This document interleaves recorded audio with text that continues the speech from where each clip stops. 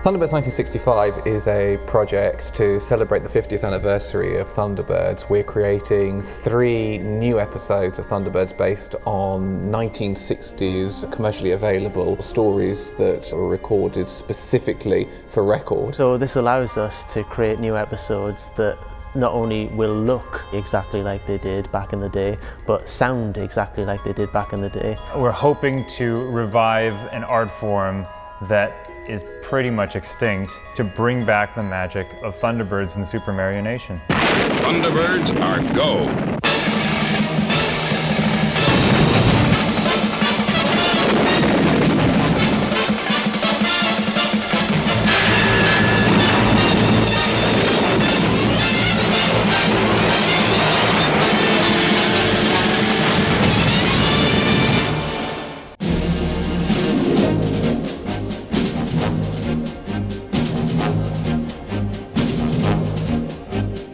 Thunderbirds is a 60s view of the future and of America by people who had never been to either.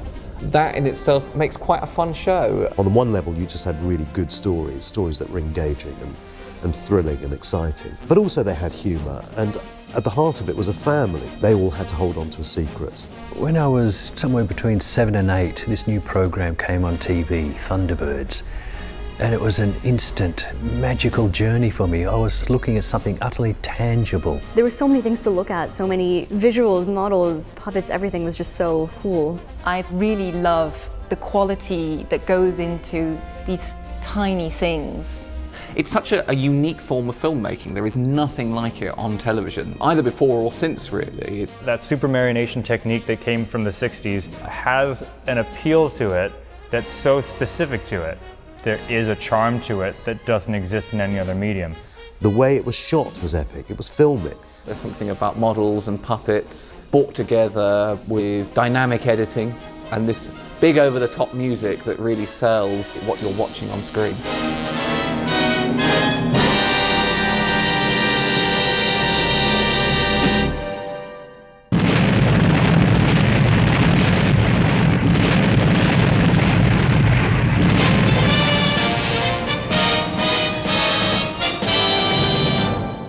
Super Marionation is a term that Jerry Anderson came up with to sell this idea that you're making this very sophisticated form of puppetry. This is not your Andy Pandy, this is not your Bill and Ben, this is not puppets hanging in front of a board with thick wires and kind of doing this with painted on eyes and painted on mouth. This is a very sophisticated, higher class form of marionette entertainment. When they were doing it in the 60s, they wanted to make live action films. Jerry Anderson hated being associated with puppets. And the goal of that team was make these things as cinematic as possible, have depth to the set. You film them like people, give them close-ups, give them mid-shots, let the camera interact with them as though they're real people. This is an example of a Super Marionation puppet, and what you can see here is you've got this fiberglass head. If you take the back of the head off and you look inside, sorry, for anyone who has a weak stomach, this is the eye rocker, and this is actually what allows your eyes to move back and forth. And then you've got an electromagnet down there that when you send the electric pulse through, that's what moves the mouth and causes it to talk. The key core of Super Marionation was that the puppets were able to speak in time with the dialogue, which is really important when you're trying to sell the credibility of something being alive, because everyone we talk to speaks in sync with the dialogue. Jerry Anderson said these puppets can't walk, or these puppets can't pick things up. They have one expression on their face. They have a very static face. But the funny thing is that those limitations also mean that they can do a lot. There's a very narrow window within which the characters can emote, but they do that very well. You know, if the character looks slightly to the left but lowers its head, you get one expression, you might get coy. If they push their eyes all the way over and look up, they can look snooty. Farewell, Mr. Charles. Your family would have been proud of you.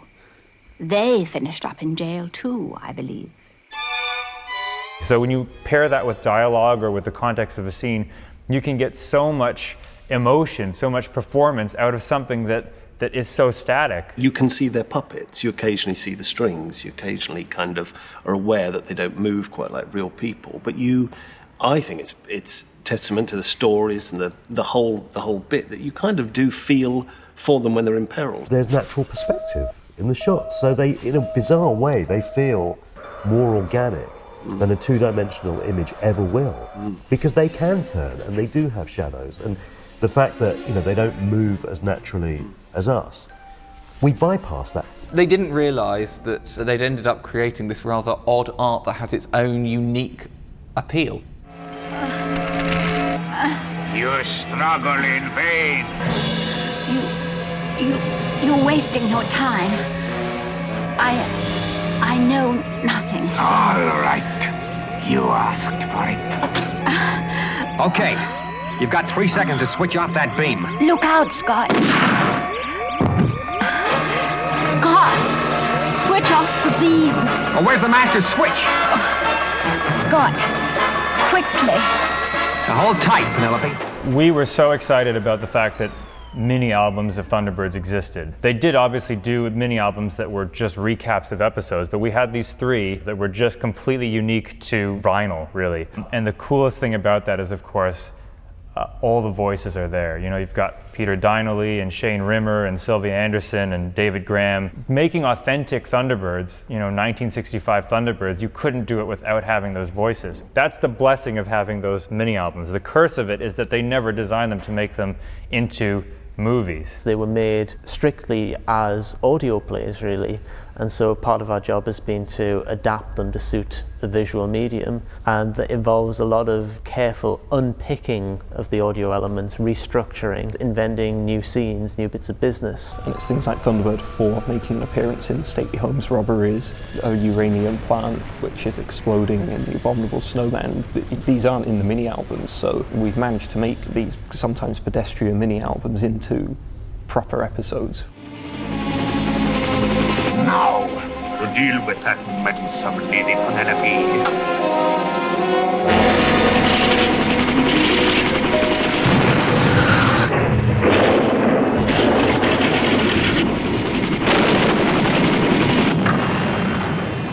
It takes a lot of patience to make a superanimation puppet, especially because we are doing recreation, so the puppets have to look as right as they possibly can. It takes sometimes weeks for a character to go from start to finish. There's so many processes involved. You start off with a plasticine head, cast it then in silicone rubber, then you make a fiberglass cast of that. You put the workings in, the eyes and the solenoid, or electromagnet in this case, for the mouth, to make the mouth move.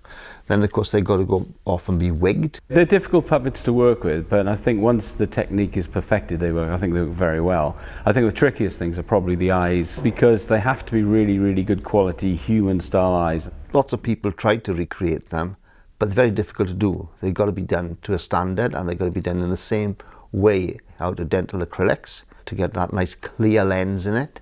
Just like with people, they're the window to the soul, as they say, so they need depth to them. If they're just painted on or glazed over, or if they have this kind of cloud about them, you don't really get that connection. But when you put a camera on this character, you can actually feel depth to the character because of the eyes. It seems that most of the sculpts are asymmetric, and of course if you're making animatronics, the main thing, most of it has to be symmetrical because it's actually a mechanical piece. The lip mechanism, for example, works with a magnet, and if the magnet is not exactly, and I mean exactly, where it has to be, the mouth won't move, or it will stay open, or you will hear a clack, but the mouth won't do it. So obviously fitting a mechanically made thing into an organic sculpt, which has got character, is always a problem. So you don't find this until you finally come to assemble a puppet and find that his mouth is over at an angle, his eyes are not quite in line. And then it's really playing and trying to get those characters to actually look the same as they would have done in the 60s, because obviously these quirks were what made them the characters. We're constantly trying to make it look like the original, which you can't do entirely, because even their puppets did not look the same between the individual stages. And the tiniest degrees of variance can completely destroy the look that you're going for. We are really sensitive to the slightest changes in people's faces. So if you meet someone and suddenly their eye is an inch to the left, you know, then they look weird. And you know, well, obviously at a puppet scale, if it's, you know, a millimetre or two out, well, then it might as well be an inch at that scale. I think the strength of using these marionettes is you have a complete figure to work with. They are a complete entity. You can treat them as a live action actor really. If you've got a full set to go with them, you can place the camera however you like.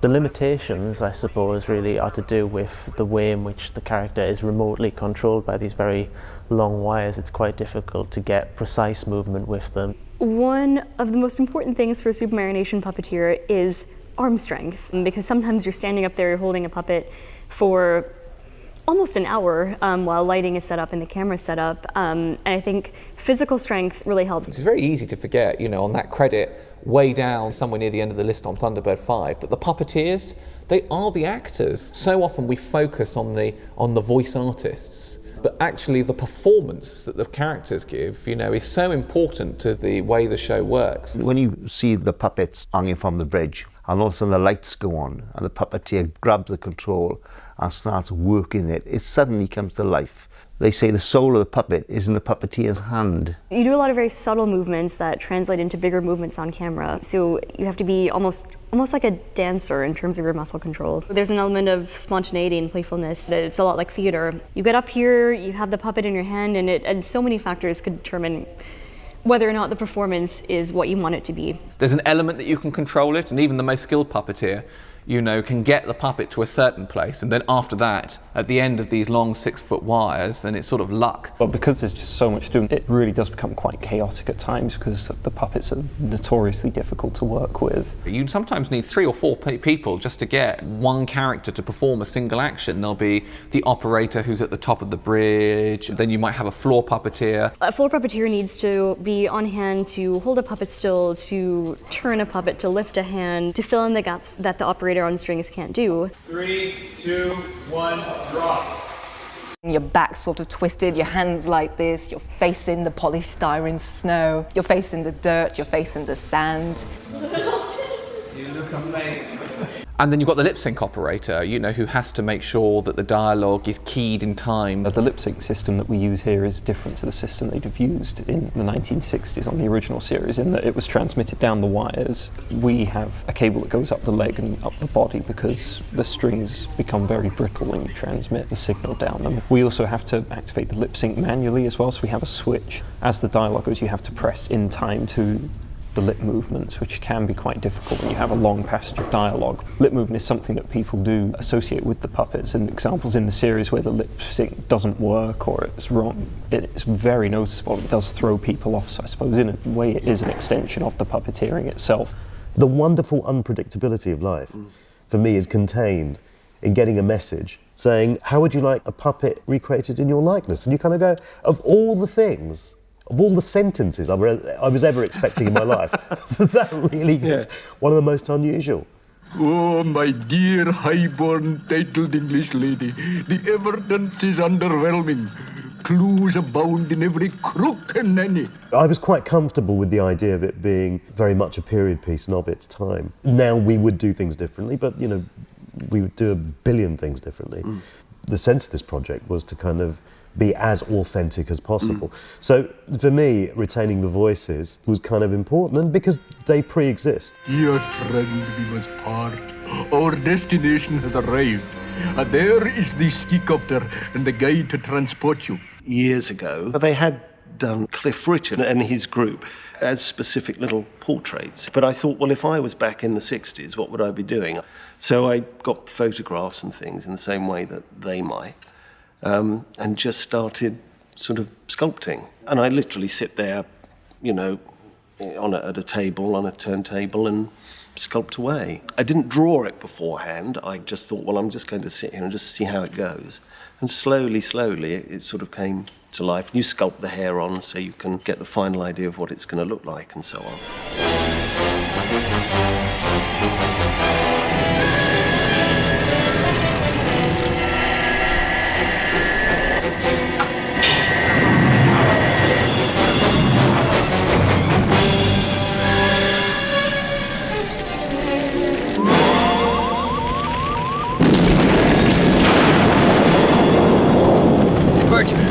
Virgil, you gotta hurry up. Even with something so simple like this, when it goes wrong, it can really go wrong. And after all of this time and preparation, and you're finally ready to go for a shot, the puppets are in place, the set's perfect, maybe even the explosives are set up and ready to go. You call action and then suddenly...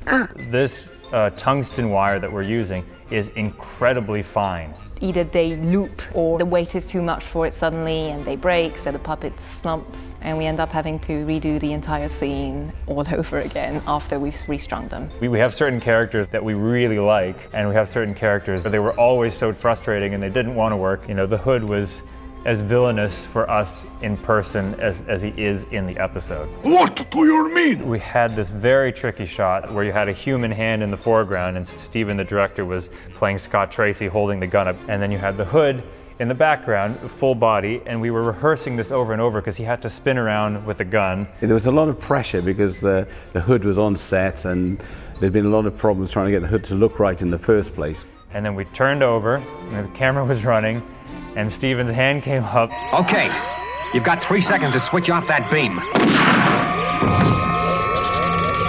And sometimes we lose hours, sometimes we lose half a day trying to fix these things. When you watch him, you think, oh, that won't take long, that's easy to do.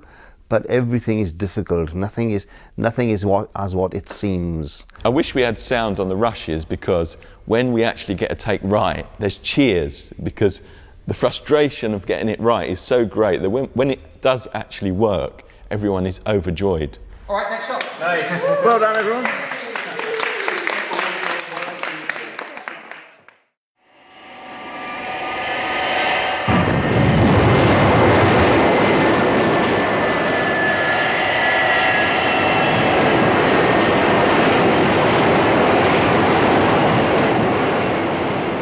The model work in Thunderbirds and all those types of shows is very specific. There's a very specific way that they make their planes fly, that they make the cars drive, the way they film it.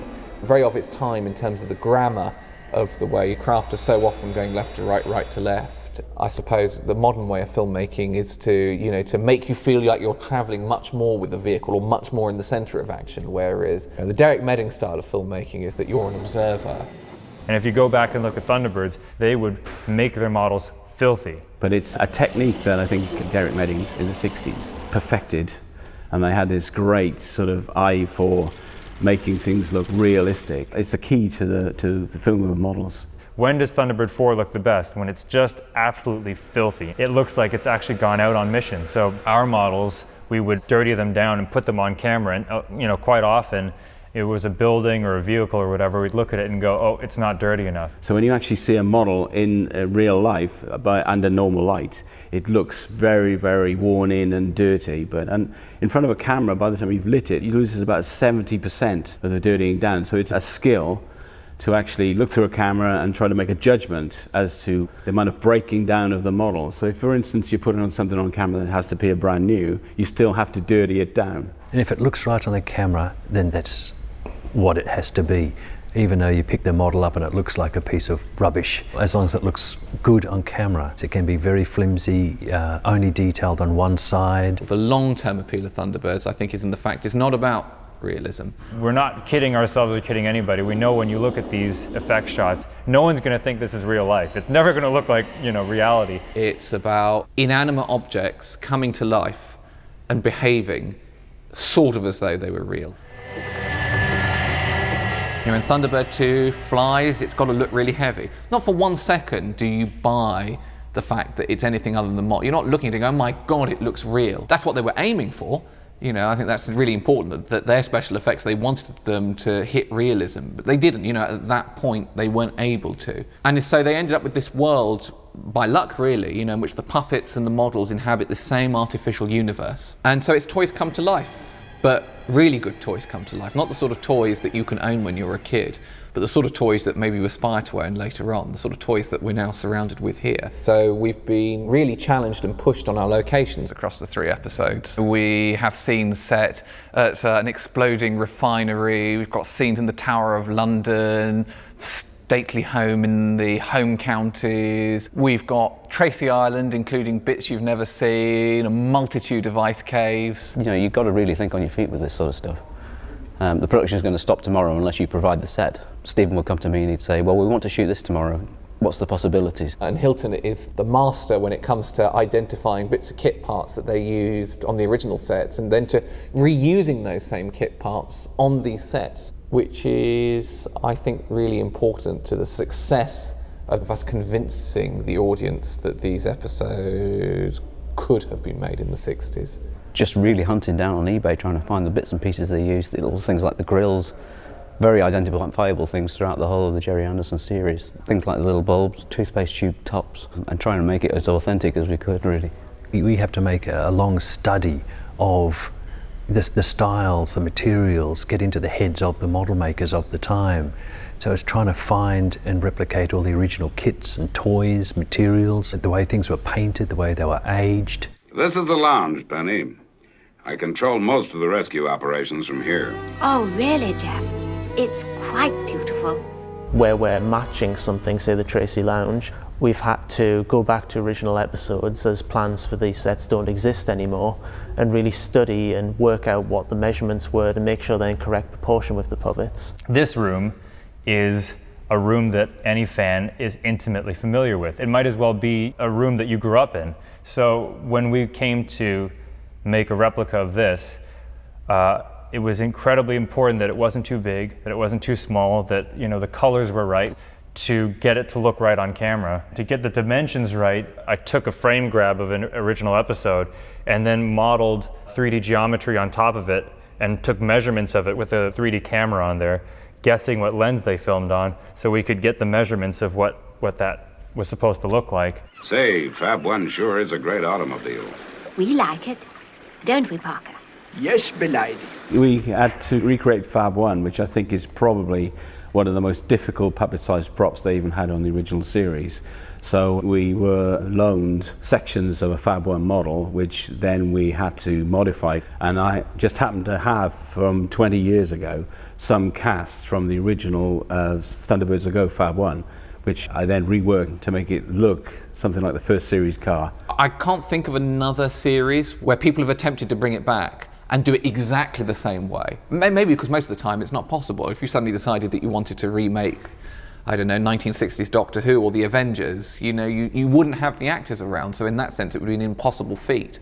For us, with these recordings, with the fact that our stars are made of fiberglass, whether they be puppet or vehicle, that's something we can do. If we were producing a new marionette series, I think it would be a lot easier than what we're trying to do now, which is to make an exact recreation of something that was made 5 decades ago. Because if the slightest thing is off, suddenly everything is thrown. You're suddenly not in the 60s. But there are all sorts of things that are part of recreation that you can't really put your finger on. You look at a shot and it either looks like Thunderbirds or it doesn't look like Thunderbirds, or maybe it sort of looks like Thunderbirds, which is the worst sort of shot because you've got to go, oh, well, what's the thing that's letting it down? Is it the lighting? Is it the puppet's face? Getting it as close to what it was is very important. So I think there is that added pressure, perhaps unlike if we were making something different, in that we'd think, this is what we want, but is it what they would have done? And it has to be the way they would have done. Particularly building something that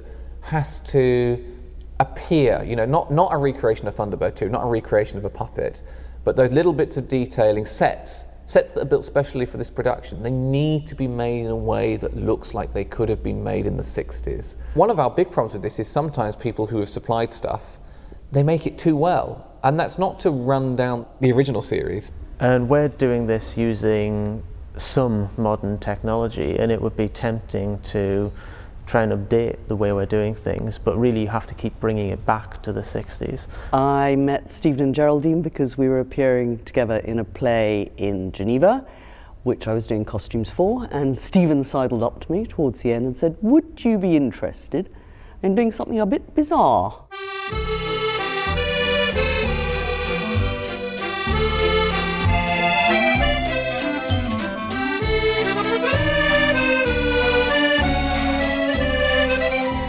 Our costume lady Liz was thrown in the deep side of the pool when we told her, okay, now you've got so many weeks, we want so many costumes, they have to be teeny tiny, they have to fit perfectly, they have to have the right pattern, and we want them 60s. get to it now. And she managed great. So we got so many costumes from her. They all look fantastic. The attention to detail is always really good. To research it, I was more looking at costumes for the 60s than the actual Thunderbirds costumes. And in fact, looking at the Thunderbird costumes, you can see that they got very excited by all these new futuristic fabrics like polyester, which is why so many of the costumes are very rigid on the original Thunderbirds marionettes, because polyester just has very little give. What works really well is anything that's a tad on the stretch side. So, for example, this has some elasticity to it. It's not easy to find details and patterns that work for puppets, because anything, this for example, these stripes would look massive and the puppet would look, well, puppet-sized. And we did find some, like Jeff's flamingo shirt, which is just gorgeous and it's perfect for Jeff. And you think, what would anyone in the real world want to use quarter centimetre high flamingos on a bit of fabric for? It's very bizarre, can't work that one out at all. You can tell Jeff's costumes, there's something a bit kind of odd about them. He's got a bit of a peacock in him.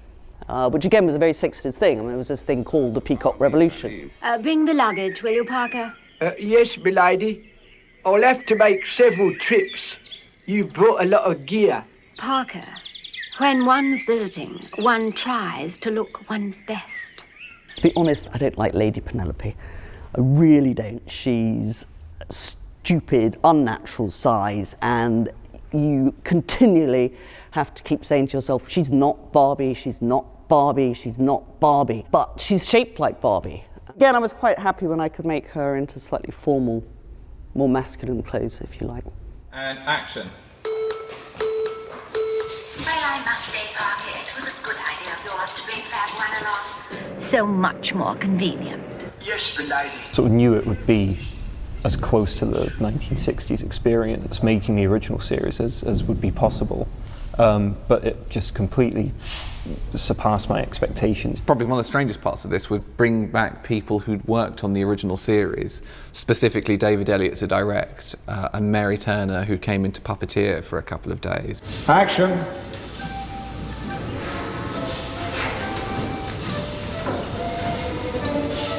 Turn. I'll get the Lockstockings. Watch out for guards. Oh, it reminds me of the earlier days coming back to this place. Well, it was weird. As soon as I opened the door there, I was at home. It doesn't feel any different, especially when Mary comes. Yeah, it's bang. It's just the same. Yeah.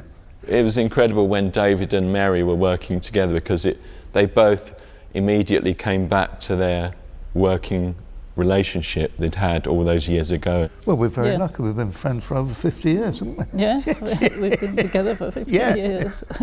You soon get back into it again, I think. Well, to be honest, you've never gone out of it. Are you ready? Yeah. Running. Action. And he manages to knock out the automatic TV cameras too. Exactly. It's almost as if he's a phantom. Yep, that's the one. Print. Cool. Print. Every single shot that we do takes a lot of preparation, and days of preparation before you actually get it before the camera. David Tremont, for instance, spent a good few weeks building this beautiful mansion that we knew was going to be blown up in seconds. The most exciting thing has to be the mansion exploding. The initial stages is sitting down with the directors, designers, whomever, and getting out of their head what they see, what they imagine it to be, what sort of explosion, how big we can make the model. It has to be built specifically so that it destructs in a certain way. You don't want the model to just kind of go like that. You want bits of it flying off. You want debris flying towards the camera. You know, that's a huge staple of Thunderbirds explosions, little things flying away towards the camera. You've got to build it extremely fragile. There's a lot more technology, as it were, goes into making something to come apart. And when we put the trees in, it looked fantastic. And people, when we mentioned, hey, look at this, isn't it beautiful, would be appalled when we said, it's going to be blown up, it's not going to exist next week. I get this a lot. I've built many pyro models over the years, and that first reaction is always, oh, you don't want to see your model destroyed. But no, completely opposite to that. A pyro model is purpose-built to be destroyed. That's the whole challenge of the project. When we're trying to recreate the kinds of explosions that Derek Meddings and his team produced for the original Thunderbirds, again, there's a very specific look to them, often because they were using quite dangerous things. Numerous chemicals they were using were carcinogenic, which we can't use now, but those chemicals produce very specific sort of looks. Black smoke turns up everywhere in Thunderbirds when there's an explosion. There's usually this toxic stuff which you wouldn't want to breathe in, and you can't use now because it's illegal. One of the challenges for our pyrotechnicians was to go away, look at what they were doing, and then try and come up with something that was the equivalent of what they were using so that we could achieve the same sort of look. It requires working a lot with the pyrotechnicians, designing what sort of explosion, what sort of sequences, how many, how big. That's the larger charge that we would suspend in a roof to blow the roof off and the timbers. And then we have others here which will fire vertically in the air, producing flame at the same time. The pyro guys come in, put all their charges into it. Then once they're all finished, they move out, then I go in and fill every gap I can with debris. Tremont spent weeks and weeks building this model, and it's all in one shot. It's going to blow up, and if it doesn't work, we can't do it again. So we actually put 2 cameras on it just in case to make sure that we got it, because we'd never be able to set that up again. You just hope that it works. So when it exploded, it just went pow.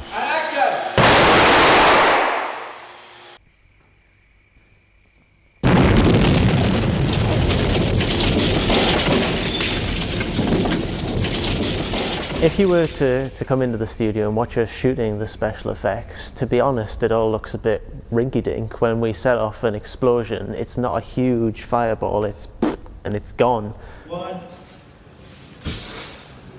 And that's why shooting at high speed is very important. You're shooting at a higher frame rate than normal film. Normal film runs at 24 frames per second, so in 1 second, you get 24 separate images that are taken by the camera. High-speed photography, you could be doing, for our explosion shots, we did 120 frames per second. So it's a lot of pictures in that 1 second, and then you play that back at 24 frames per second, and everything happens really slowly. Tiny little becomes...